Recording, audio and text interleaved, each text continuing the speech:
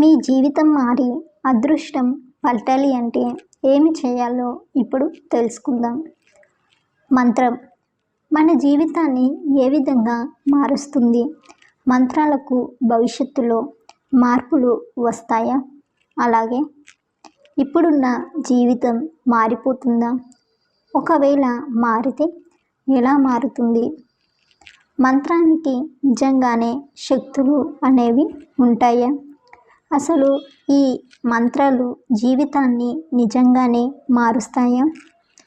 ఈ మంత్రాలకు శక్తి ఉంటే దాని గురించి తెలుసుకునేది ఎలా? ఆ శక్తి ద్వారా మన జీవితాన్ని ఎలా మార్చుకోవచ్చు అనేది ఇప్పుడు చూద్దాం. మంత్రం అంటే ఒక శబ్దం. ఈ విశ్వం అంతా ఒక ప్రకంపనతో నింపి ఉంది. ఎప్పుడైతే ప్రకంపన అనేది ఉన్నదో అక్కడే శబ్దం అనేది ఉంటుంది. మంత్రాలు అనేవి ఒక్కో రకంగా ఉంటుంది. ఈ మంత్రాలు అనేవి సంస్కృతంలో రచింపబడ్డాయి.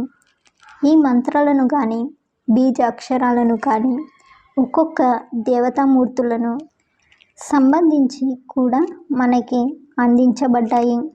అయితే ఇక్కడ ఈ మంత్రం యొక్క శబ్దాన్ని మనించడం ద్వారా మనిషి యొక్క శరీరంలో కానీ ఆ మనిషి చుట్టూ ఉండే కొంత దూరంలో కానీ ఈ శబ్దం నుండి వచ్చే ప్రకంపనలు కానీ అక్కడ పరిస్థితులను మార్చడంలో సహాయపడుతుంది.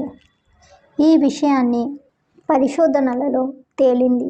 మంత్రం పఠిస్తున్న వారి బ్రెయిన్ స్కానింగ్ చేసి చూస్తున్నప్పుడు వారి యొక్క బ్రెయిన్ నాడీ వ్యవస్థ అనేది అత్యంత చురుకుగా పనిచేయడాన్ని గమనించారు. అలాగే మంత్రాలను ఎక్కువగా జపిస్తున్న వారి మెదడు ఎంతో చురుకుగా పనిచేయడం ఈ పరిశోధనలో నిర్ధారించడం జరిగింది. ఏది ఏవైనా మంత్రాలు అనేవి ఒక ప్రకంపనలు. అవి నిర్దిష్టమైన శబ్దాలు. ఆ శబ్దాలు అనేవి భౌతికమైన ఆధ్యాత్మిక ప్రపంచానికి మధ్య ఒక వారధి అని చెప్పుకోవాలి. మరి ఎటువంటి మంత్రాన్ని జపిస్తే మన జీవితం ఆనందమయం చేసుకోగలం? ఎటువంటి మంత్రాలతో మన జీవితం మార్చుకోగలం అంటే ఇక్కడ మంత్రం అంటే ఒక శబ్దం అని గుర్తుంచుకోవాలి. మన నోటి నుండి వచ్చే ప్రతి మాట ఒక శబ్దమే. అందుకని మీ మాటే మంత్రమని అంటూ ఉంటారు. అలాగే మీ మాటే మీ నుదుట గీత అని చెప్పాలి. ఎప్పుడు మనం మంచిని మాట్లాడాలి. అయితే మన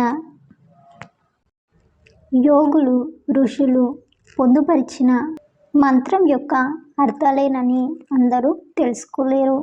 అలాగే ఆ మంత్రాల యొక్క ఉచ్చారణ కూడా సరిగ్గా ఉచ్చరించలేరు. అయితే మన నోటి నుండి వచ్చే శబ్దం అనేది ప్రతి ఒక్కటి కూడా ప్రకంపనను సృష్టిస్తుంది. అయితే అదే పరిశోధనలో మరొక విషయం కూడా బయటపడింది. అది ఏమిటంటే మంత్రాల యొక్క శక్తి ఈక్వల్గా కొన్ని పాజిటివ్ పదాలను చెబుతున్నప్పుడు కూడా బ్రెయిన్ అనేది మంత్ర ఉచ్చారణ జరిగేటప్పుడు ఏ విధంగా రియాక్ట్ అయిందో అదేవిధంగా ఈ పాజిటివ్ పదాలను పదే పదే చెప్తున్న వారితో కూడా అదే విధంగా రియాక్ట్ అవ్వడాన్ని గమనించారు. అందుకే ప్రతిరోజు మనం చెప్పుకుంటున్న అఫర్మేషన్ని వినండి. ప్రతిరోజు తెల్లవారుజామున ఉదయం సమయంలో చాలా యాక్టివ్గా ఉంటుంది. ఇలాంటి సమయంలో ఈ పాజిటివ్ పదాలను కనుక మనం విన్నట్లయితే మనకు అవి మంత్రంలా పనిచేసి మన సబ్కాన్షియస్ మైండ్ యాక్టివ్గా వాటన్నిటిని తీసుకొని మనకు జరిగేలా చేస్తుంది. అయితే మన నోటి నుండి వచ్చే శబ్దం అనేది ప్రతి ఒక్కటి కూడా ప్రకంపనలను సృష్టిస్తుంది. అయితే అదే పరిశోధనలో మరొక విషయం కూడా బయటపడింది. అదేమిటంటే ఆ మంత్రాల యొక్క శక్తికి సమానంగా కొన్ని పాజిటివ్ పదాలను చెబుతున్నప్పుడు కూడా బ్రెయిన్ అనేది మంత్ర ఉచ్చారణ జరిగేటప్పుడు ఏ విధంగా రియాక్ట్ అయ్యిందో అదేవిధంగా ఈ పాజిటివ్ పదాలను పదే పదే చెప్తున్నప్పుడు వారిలో కూడా అదే విధంగా రియాక్ట్ అవ్వడాన్ని గమనించారు. అవే పాజిటివ్ అఫర్మేషన్స్గా మనం చెప్పుకుంటున్నాం. మనం ఒక మంత్రం ఎంత ఏకాగ్రతతో పఠిస్తామో అంతే ఏకాగ్రతతో పాజిటివ్ పదాలను చెప్పుకోవాలి. అప్పుడే ఆ అఫర్మేషన్స్ అనేవి మీ మీద ఒక మంత్రంలా పనిచేస్తాయి. ఇప్పుడే ఈ క్షణమే ఒక మంత్రాన్ని ఎంత ఏకాగ్రతతో పఠిస్తారో అంతే ఏకాగ్రతతో అంతే భక్తి శ్రద్ధలతో మీ ఆశయానికి సంబంధించి ఒకే ఒక అఫర్మేషన్ని ఒక నిమిషం చెప్పి చూడండి. ఆ అఫర్మేషన్ ఇచ్చే ప్రశాంతత చాలా స్పష్టంగా తెలుస్తుంది. అఫర్మేషన్స్ని ఏదో చెప్పాం విన్నాం అన్నట్టుగా కాదు, ఎంత ఏకాగ్రతతో చెప్పారు అనేది ముఖ్యం. మీ లక్ష్యానికి సంబంధించిన ఒక మంచి పాజిటివ్ పదాన్ని ఒక నిమిషం పాటు అనుకోండి. దానికి మీ బాడీ ఎలా రియాక్ట్ అయ్యిందో కామెంట్ ద్వారా చెప్పండి. అప్పుడు మీకే తెలుస్తుంది మీ శక్తి గురించి.